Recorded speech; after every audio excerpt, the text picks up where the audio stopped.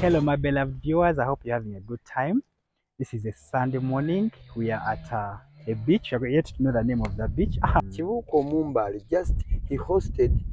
natural spiritual powers. Yalina amaanyi agafa ag'obutonde ag'ekisese. Kakati omusese aliwo. Wangi. Kibuuka Omumbali. Erinnya eryo ndiwulidde wangi mwetambudde wano Sese.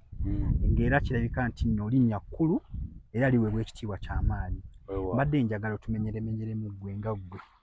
Okusinziira ku by'omanyi kubanga bw'otugambye nti bingi by'omanyi. Erinnya lya Kibuuka Omumbali kitegeeza ki? Erinnya lya Kibuuka Omumbali bw'oyogera bwogezi kigambo ekyo nti Kibuuka Omumbali kitegeeza ki? Bwe nziramu ekyo kyokka ekyo Kibuuka Omumbali e Buganda mwatuuma omwami oyo erinnya eryo naye ng'amannya g'amatuufu si geego. Kati mmwe mutuuma eryo mwamutuuma ku ekyo ekyewuunyo kye yali nti ayita mu bbanga mu kire. Yali asobola okubuuka. Kaakati n'okubeera nti yagwa ku kasozi Mbaale kwe yafiira era bali atyaba endiga. Kati buli omu bano okusanga omuntu avudde waggulu n'agwa ku muti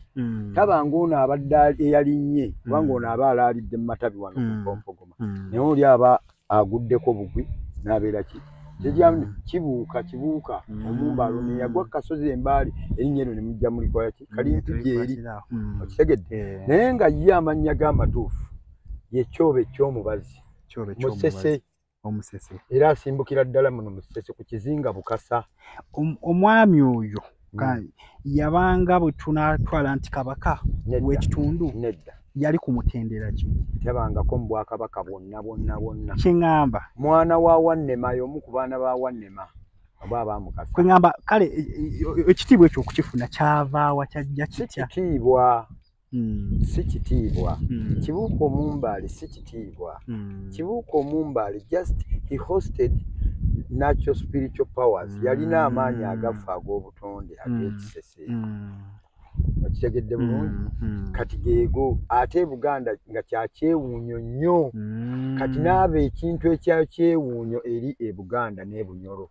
kye baali batalabangako. Kubanga n'okumujja obujja ku kizinga kuno kabaka ng'amutwala okugenda okutabaala Bunyoro bamujja saba atuule mu lyato. Ye n'abaga nti mmwe muwunguke mujja kunsangayo nze nja basanga.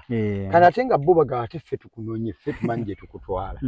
naye bo nga tebamanyi kyalina amaanyi agagaaki. Kakati ye ne bamala ne bawunguka ne bawungula amaato gaabwe ne bagenda. Naye kyabeewuunyisa bwe baagenda okugobawo ennyini ate ye bamusanga yatuuse dda ng'atudde. Kati nga byonna byewuunyo yali muntu ow'ebyewuunyo so si kitiibwa ow'ebyewuunyo gye baali weewaawo. Kale mukama wange kitegedde bulungi. Osooka kati wane Sese abantu obulamu butambula butya, emirimu ki gye basinga okukola, bintu bye basinga okwettanira, obulamu okutwaliza mu buli nti? Obulamu bwe Sese ekisookera ddala abasese tuli balamu okuva ku ndya yaffe muno ewammwe eyo mulwala zino endwadde zikwasako za malnutrition diseases. Esese bukyanga kibaawo ezo endwadde teziriiyo. Kitegeeza nti abantu balamu. Weewuunye okumanya balamu mu district enamba tetulinamu kye tuyita hospital naye abantu referral hospital n'ebeera Masaka na Ntebe. Can you imagine omwana kiasi singa abadde alemereddwa okuzaala we banaafunira akamotoka oba akabooda bamugye gy'ali bamuteeke wali batandika okumunoonyeza amafuta omuvuga omutwala ku feri banoonye feri okumusomesa omutwala e Masaka aba teyafudde dda naye we are blessed Katonda ekyo yakituwa. Naye ki ekisinga otuwa obulamu? The natural breeze. Ali well filtered obwo bulamu bonna misaayi gyaffe gyayingira ne gyayita tusigala tuli byaki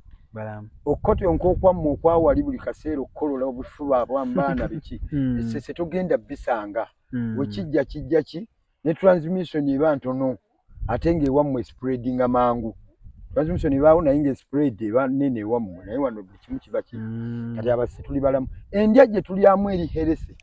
weddayo ku muntu omusese nga ye originally twalyanga ekiyitibwa ekibeero. Tekiyitibwangako kabeero. Ekibeero gw'abadde atandise n'ekigambo amatooke amatooke tegafumbibwa mu kibeero nedda ssebo. Ekibeero ye mmere y'abasese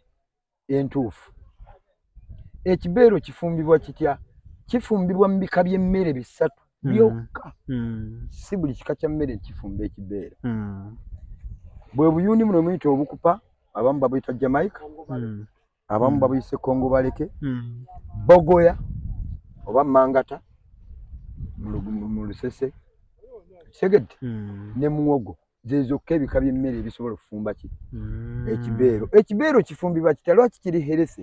osalasala oba buyuuni obwo bwokka siga nti bwonna ogimikisingamu oba ofunye muwogo oba ofunye mangata oba bogoya mu njogera eyo bw'oba ofunye n'omusalasala n'omutematema nga mubisi kakati n'olyoka ofuna ekibeero kifumbibwa with a different species of fish onofuna ebika by'ebyennyanja ebitakka wa 5 nga byanjawulo oba ofunye empuuta engege eki n'obitematema byonna n'obiteeka mu muwogo ono oba mu bogoya ono omulundi ogwo n'obitokoseza wamu tebiriko kusaanika kukola ki kabanga katogo kyekibeero kati ekiriisa ekivudde mu kyennyanja kisupu kiri akawoowo nebyemikisinga sitaaki ono avudde oba mu muwogo kyonna njagala okifumiitirizeemu awo ekimere ekyo ne bajja bakikuwa n'okiryanga buli lunaku oyinza okuŋŋa nti tonnabulamu buli omu baboogera ku basese baba b'amaanyi endya yaabwe yokka yali herese ya bulamu kati nga tuvudde ku byendya kakati olwaleero tuva ku ndya olwaleero byonna ebyo byakyukamu ensi tugenze tubeera mixed up abamawanga mangi gonna twetabudde obwavu weebuli balwanyisizza envuba embi ebyennyanja empuuta ebirala species zabirya tetukyakola ki byonna tetukyabifuna kale endya neeba nti ekyukamu naye era siirwa abantu tukyalya bulungi olw'ensonga tulinamu kali ke mwogereye e Buganda sente ozirya kivubi sente ozirya kivubi kati abantu balina sente za the money saturation in the area is high and the cost of living is high also yategeddeko nti endiga tezikkirizibwa ku bizinga by'essese yeweewaawo ekintu ekyo kyavaawa era amakulu gaakyo nazi kuno endiga ezo zajinga zijja naye isekasi kikolimo ekyava eri muganda wa kibuuka omumbaale ye yanyiiga ani kiwanuka ye yanyiiga kiwanuka is god of thunder kabaka we waladdu weggulu oyo ye yanyiiga we yanyiiga n'ateekawo ebikolimo ebyo ng'akolimidde Buganda n'Abanyoro okitegedde mu kukyawa Bunyoro Buganda erina okukyawa Omunyoro wawulirako ne ku luyimba lwa Ssebatta kyogezanga ne wondiba nfudde okuganza Omunyoro kati mu kukyawa Bunyoro obwo n'ateekawo ekikolimo ekyo kitegedde bulungi endiga tejja ssese ne bw'ogireetako nannamba ne wooleeta ennyama yaayo ne wooleeta eddiba ne wooleeta omuzigo bonna w'oba otuuse nagwo amangu ago ng'akale kakwata akalo olukwata lukubakuba nga lutandika okutonya luba lutandika okutonyerera nga laddu ejjeekuba buli kimu kyonna around 100 meters big and back yensiika ekimu kyonna ng'etabulatabula kati kitegeeza ati n'aba nti kyekyo tekujja ndiga ku ssese kyavaawa nkugambye nti mwagaana okukola ki ekintu ekyo nga kyekuusa ku kibuuka omumbaale bwe mwatwala kibuuka omumbaale kwaliko obukwakkulizo nga bamubawa okugenda okutabaala Bunyoro nti mulina okumutwala n'okumuzza eza nga mulamu oba nga mufu mwamuzza temwamuzza sitole sigimanyi kakati ebyo otagimanyi mwaliko okuba nti omumu bwakuba oli mwana wooli naye nga mulina okulekawo omwana mwalekawo wammwe temwamuleka byonna bingi so kyali nti batwala kibuuka omumbaale ne batamuzza ate ekyomwana ogambye nti omwana baali balina okulekawo omwana wa kabaka baali balina okuleeta omwana wa kabaka w'e Buganda asigale tekyabaawo tekyatuukirizibwa segedde okuva omwo oli n'anyiiga nga mukulu we kati ye bonna ab'endiga bo ekiweesa ekindiga ekibonerezo ab'endiga kibuuka omumbaale mu kujja nga bamukubye obusaale ajja kiwalazima yajja n'agwa ku kasozi ku muti okwo kwe yagwa ng'aweddemu amaanyi naye ku muti ogwo awo ku kasozi ako mbaale we bali awo empigi kaakati awo wennyini akasozi kabandiga abeddira endiga be bali abasozi gabandiga kakati tebagenda kutegeeza kabaka tebalanga muntu ono nga bamulabye wabula baddamu kwewuunya kino kibuuka buusi kyazze kyobba omuntu n'atuuka okukola ki okuvundirawo naggwera mu ddala amaanyi yali akyali n'amaanyi obulamu naye ng'amaanyi gamuweddemu n'agwa ku ki kati bano ne batamufaako ne batagenda kutegeeza kabaka nti omusajjawo agize bw'ati oba bw'ati abendiga bagiramu loko yagwa wantu tebabika